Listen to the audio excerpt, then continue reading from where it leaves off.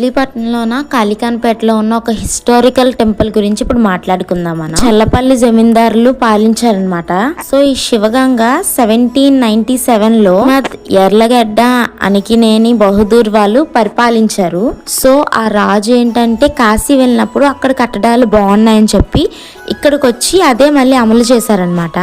ఈ టెంపుల్ దగ్గరలో ఒక బావి ఉంటుంది. ఆ బావిలో ఏంటంటే వారణాసి నుంచి తెచ్చిన వాటర్ దాంట్లో వేశారంట.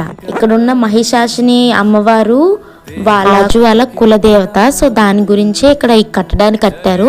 అప్పటి నుంచి దీని మేనేజ్మెంట్ మొత్తం వాళ్ళే చూసుకుంటున్నారు. ఎట్లా అంటే ఆ పాత కట్టడాలు అట్లానే వదిలేశారు, అన్నీ కూడా చెక్కు చెదరలేదు. చూసారుగా ఏ సిమెంట్ యూజ్ చేయకుండా నాకు తెలిసి కట్టారేమో, ఓన్లీ స్టోన్స్ తోని. అక్కడ లైక్ చాలా బాగుందన్నమాట.